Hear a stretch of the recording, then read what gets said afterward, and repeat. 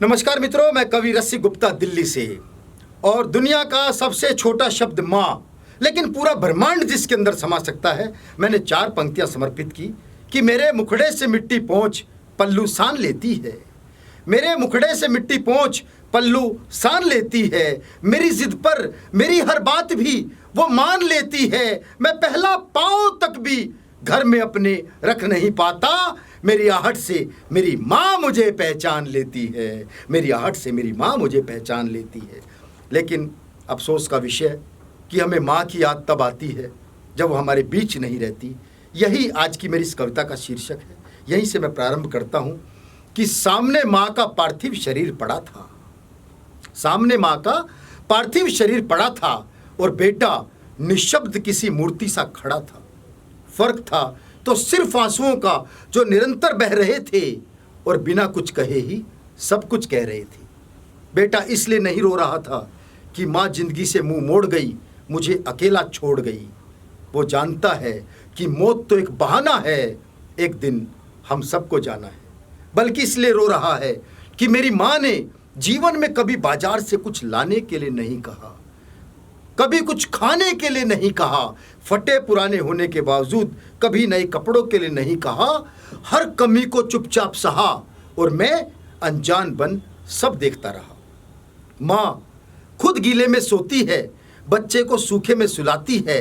बच्चा रोए तो सारी रात बाहों में झुलाती है।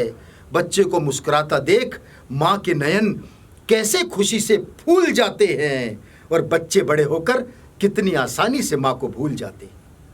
जब कभी घर लेट आता था तो माँ को दरवाजे पर खड़ा पाता था।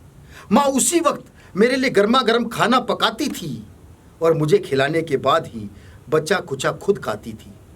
एक बार जब मैं बीमार पड़ा, 104 डिग्री बुखार चढ़ा, माँ कभी बातों से बहलाती, कभी पीठ सहलाती, कभी दवा, कभी दुआ करते कितना रोई। सारी रात जागी, एक पल भी नहीं सोई।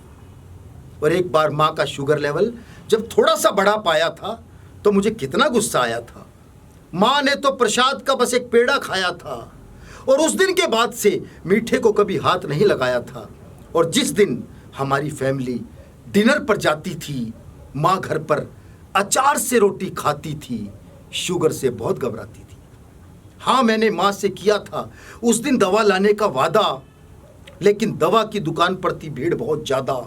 बेटे का जन्मदिन है, देर हो गई तो मचल जाएगा। अरे शीशी में जरा सी दवा बची है, माँ का काम तो किसी ना किसी तरह चल जाएगा। माँ के ना पैरों में जान, ना हाथ में छड़ी थी, दिखाई कम देता था। एक बार गिर पड़ी थी, तब माँ ने पहली बार कहा था, बेटा मुझे एक चश्मा ला दे। कैसे भूलूं माँ से किए हुए वो वादे कि माँ अभी तो टाइम नहीं है, अगले हफ्ते छुट्टी लेकर जब बीवी को शॉपिंग कराने ले जाऊंगा तो माँ तुम्हारा चश्मा जरूर बनवाऊंगा। और एक बार माँ ने कहा था, बेटा अब भरोसा नहीं रहा, पता नहीं कब चली जाऊं। सोचती हूँ एक बार हरिद्वार हो आऊं, अगले साल चली जाना माँ। मैंने ये कहकर टाल दिया था और माँ को घर की रखवाली के लिए छोड़ हिल स्टेशन पर डेरा डाल दिया था। और जिस दिन माँ ने मेरी तरक्की के लिए व्रत रखा था और भगवान से मन्नत मांगी थी, उस दिन मैंने अपनी निकृष्टता की हर सीमा लांगी थी। मैंने कहा था, माँ मैं शाम को जल्दी घर आऊंगा और तुम्हारे लिए फल लाऊंगा।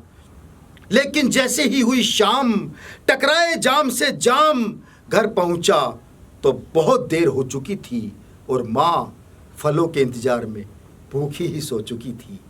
और जिस दिन मन्नत पूरी हुई, मुझे माँ के साथ मंदिर जाना था, लेकिन दूसरी तरफ दोस्तों के साथ खाना खाना था। मैंने उस दिन भी अपने पुत्र धर्म से नाता तोड़ दिया था और माँ के बूढ़े जर्जर शरीर को बसों में धक्के खाने के लिए भगवान भरोसे छोड़ दिया था। माँ के नाम कोई प्रॉपर्टी नहीं थी और माँ का व्यवहार भी सख्त नहीं था। शायद इसीलिए मेरे पास माँ के लिए वक्त नहीं था। वो माँ जिसने 9 महीने गर्भ में रखा, अपने ही खून से चली गई और ज़रूरतों का इंतज़ार करते करते करते करते चली गई। देखो देखो, माँ का शरीर अब भी कुछ नहीं मांग रहा, चुपचाप सो रहा है। और वो बेटा किसी को क्या बताए कि वो क्यों रो रहा है। अब तो केवल पश्चाताप की आंसू ही बहाऊंगा।